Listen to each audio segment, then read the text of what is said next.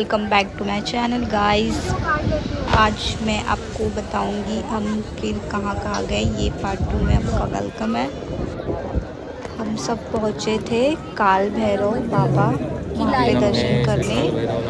आगे आगे देखते जाइए हम कहाँ कहाँ जाते हैं, क्या क्या करने वाले हैं। ये पार्ट 2 में सारा आपको सारी चीज़ें देखने मिलेगी, स्टार्ट टू एंड कैसे दर्शन किया है हम, क्या क्या फेस करना पड़ा है हमें, एवरीथिंग आपको इस ब्लॉग में देखने मिलेगा गाइस।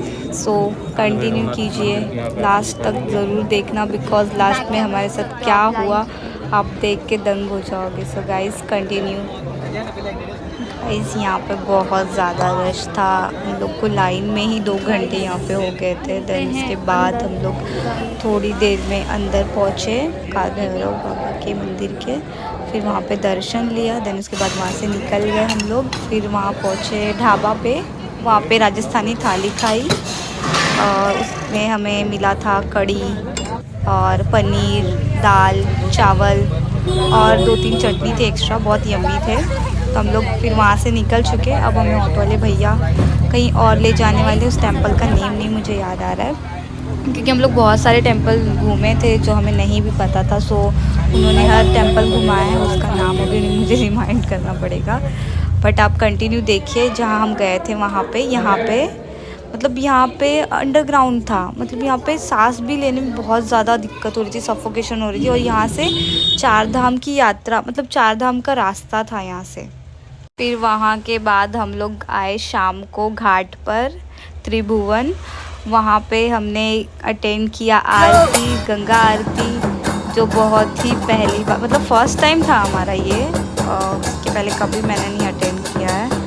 तो मेरा ड्रीम तो है अभी भी बनारस जाने का, वहाँ की आरती अटेंड करने का, इसलिए क्योंकि बहुत बार देखा है, बहुत सुकून मिलता है वहाँ पे। बट आज यहाँ की आरती अटेंड करके समझ में आ गया कि यहाँ इतना सुकून है तो वहाँ पे कितना होगा।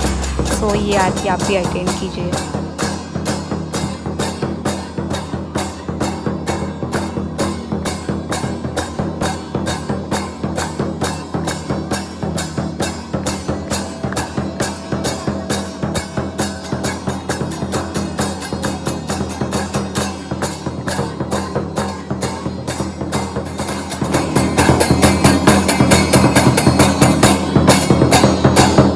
के बाद हम लोग निकल चुके, मतलब वहीं से हम लोग ने सोचा हम लोग कॉरिडोर घूम के आते हैं उज्जैन का, बिकॉज़ हमको दर्शन तो मॉर्निंग में करना था, क्योंकि इतने टाइम दर्शन कहाँ ही कर पाते। बट अचानक यूँ हुआ कि हम लोग टेंपल के बाहर ही थे और वहाँ पे एक बाबा मिले। उन्होंने बोला कि बेटा अभी चले जाओ, अभी गर्दी नहीं रहेगा।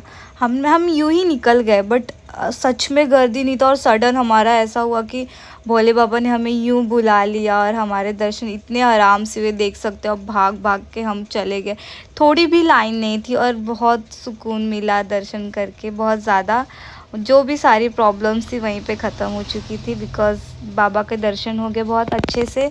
जिसके लिए हम गए थे वहाँ पे वो हमारा हो चुका है, बहुत सुकून मिला रात के समय। बट देखो ना, दर्शन जब होना होता है तभी होता है, ये तो मानना पड़ा। देन उसके बाद हम लोग नेक्स्ट डे सुबह निकले फिर से दर्शन करने, बिकॉज़ रात में हमने दर्शन किया था बट हम लोग को फ़ोटोज़ वगैरह भी क्लिक करना था। सो पर मैंने खाए थे पराठे आलू के विथ ग्रेवी।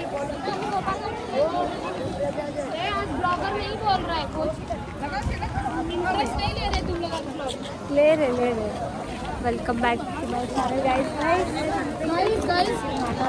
चलो जरा फाइनली महाकाल के दर्शन करने आए।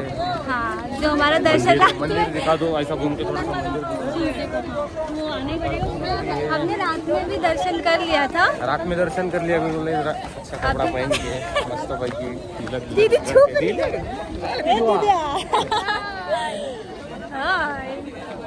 अब हम जा रहे हैं महाकाल से वहाँ पर दर्शन करने।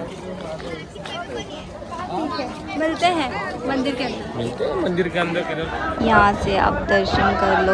आप लोग भी देखो कितना अच्छा व्यू है, कितनी अच्छी हवा चल रही है। हम लोग यहीं दूर से ही देख पा रहे थे टेंपल, बिकॉज़ हम लोग ने बोला जैसे रात में ही हमारा दर्शन हो चुका है। आप देख सकते हो कितने सारे लोग जा रहे हैं अभी दर्शन।